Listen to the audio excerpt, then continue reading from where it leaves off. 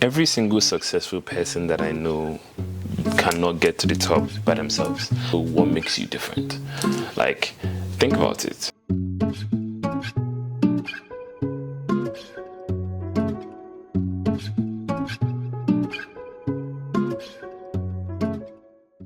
Sometimes I just wake up feeling very not motivated, like I don't even want to do this anymore.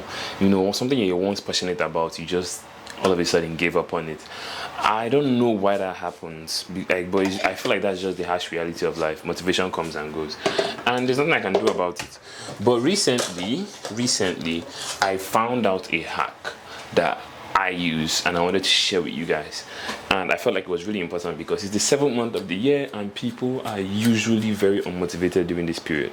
Like, how many of us are still keeping up with our goals, if I may be honest? Like, let's be honest here, you know? And I was like, okay, sure, let me put out this video and tell you guys every single thing that I found out when it comes to motivation.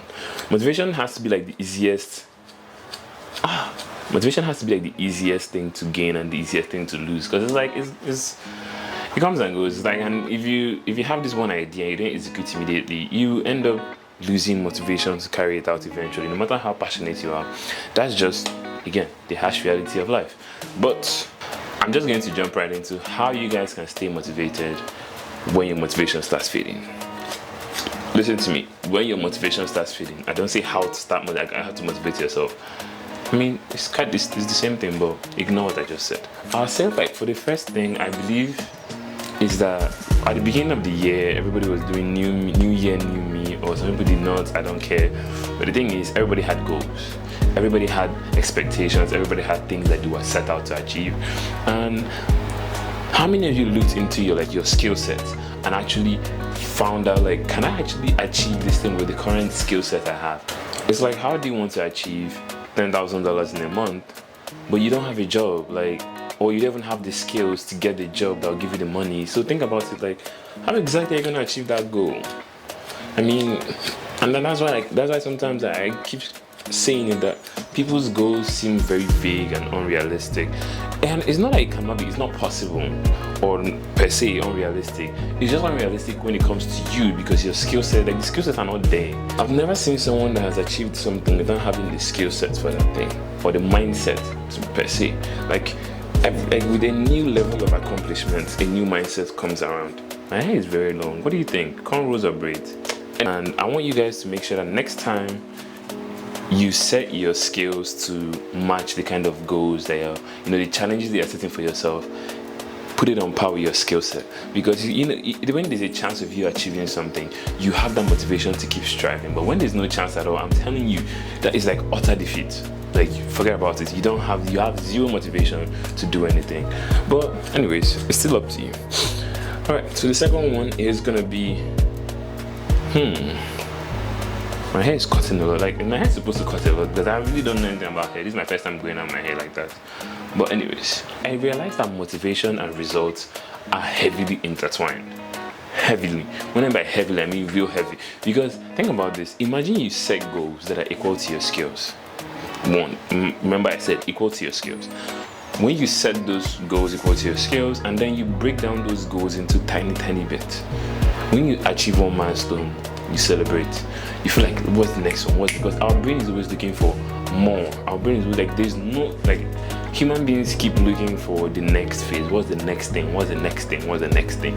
We're never content, And if you imagine you broke those goals down into like chunks and you put them for each milestone you celebrate, how do you think you would feel when you hit a new milestone every single time? It just motivates you to go to the next milestone, to the next one, to the next one, to the next one.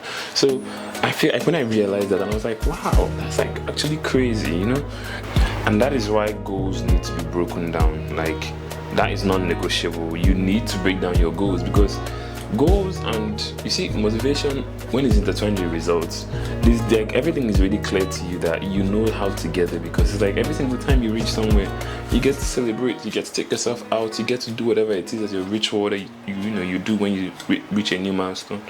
So I would just say, break down your goals, make them more realistic, make them more, clear, and just try to, like, make sure that you are always, adjusting your goals, because things might not turn out the way you want them to turn out, but you know, that's what life is about.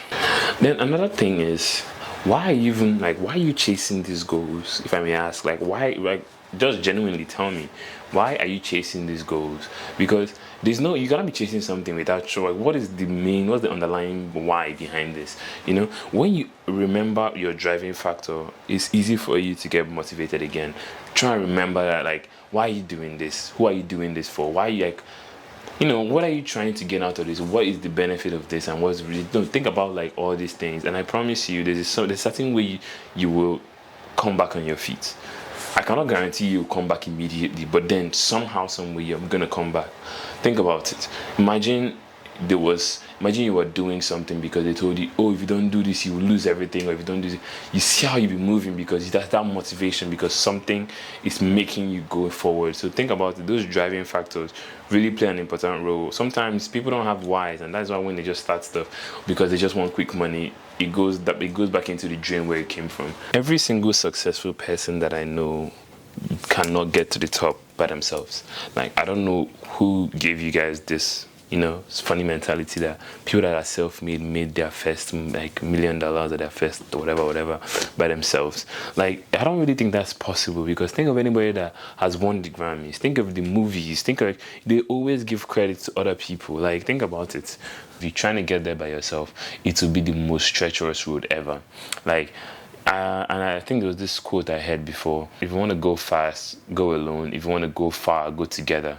Like, when you really think about that quote, it really helps you, like, understand that you're going by yourself. Definitely, you're gonna be fast. Like, you're gonna go quickly and come back. But then, if you're trying to get to, like, like, a very far milestone, you need the help of other people. I hope you guys can apply every single thing that I've told you, and I'll see you guys later. Peace.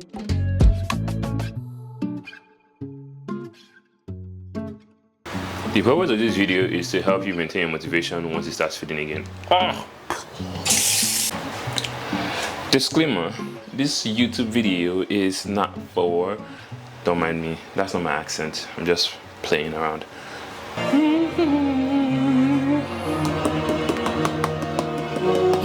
Money talking about me while I'm making money.